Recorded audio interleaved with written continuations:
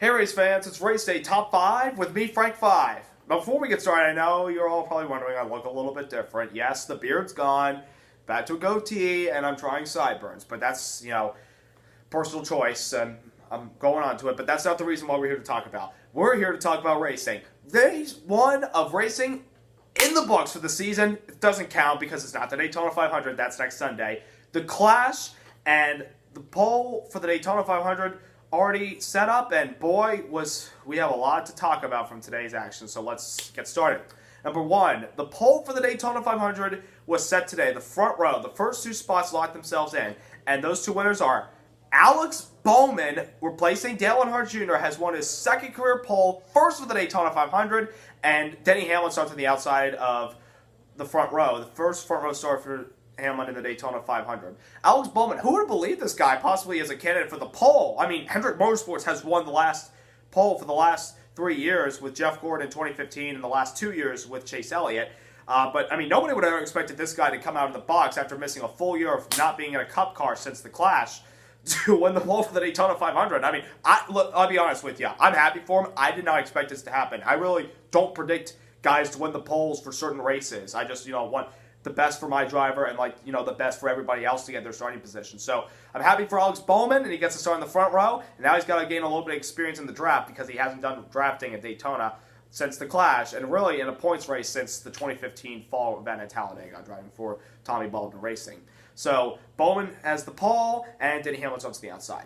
Number 2, the Clash. Brad Keselowski started dead last because that's where the crew chiefs pick their starting spots for the Clash. It's no qualifying format or anything. It's just draw them and pick them. Keselowski started dead last in the field, but quickly drew all the way to the front. I mean, he had a fast forward. And, what he and Paul Wolf do on the restrictor plates is unbelievable. And he was able to capture the win over Joey Logano, the defending winner, Kurt Busch, Ryan Blaney in his first Clash and first race in the 12 car, and the 3 of Austin Dillon. And I honestly thought the racing was fun today. I mean, we saw the Fords working together, we saw the Chevy Camaros, the new bodies work together, and we saw the Toyotas working together. So overall, I thought the racing was pretty fun.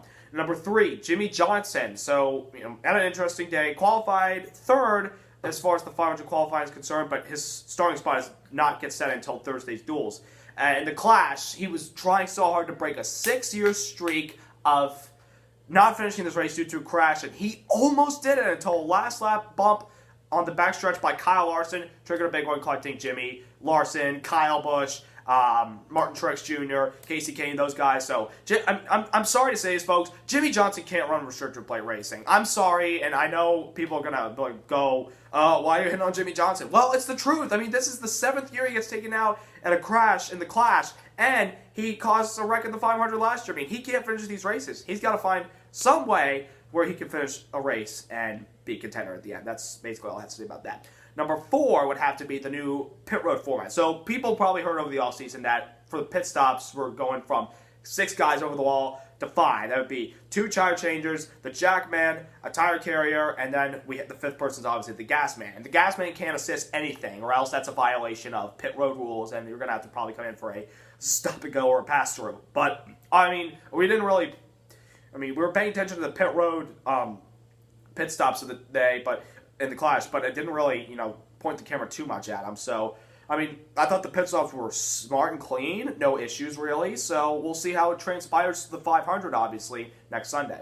And number 5, for the first time this year, we will have a 40-car field with nobody going home. So we had 40 cars enter for the 500 this year, 36 charter teams, 4 open cars. We don't have an extra car going home, and it makes me a little bit upset because when the Clash, when the duels come on Thursday, you want the drama of figure out who's going to make the 500, who's going to go home. We're not going to have that this year. I mean, am I happy we have a 40-car field? That we have 40 cars strong for the 500? Absolutely. Do I care a little bit that we don't have another extra car to see the drama of who gets that transfer spot as far as the teams that don't have a charter? A little bit, but you know what? It is what it is, and hopefully it'll happen next year. So that's all my top 5 points. I want to point out Chase Elliott qualified 10th today for pole qualifying. So we're going to be in Duel 2 on Thursday to find out a starting spot. And we ran well in the Clash today, and the Mountain Dew Camaro finished 13th. Had a strong car, but I'm looking forward to the 500. So coming up, I will do the Can-Am Duels, Truck Series and Xfinity Series recap this Saturday, and obviously next Sunday, I'll do your Daytona 500 recap. So in the meantime, don't forget to subscribe, don't forget to like, enjoy the races upcoming. I'll see you all Saturday, and 1 week until the Daytona 500 sets off the green flag for the official 2018 NASCAR season. Until then, ciao.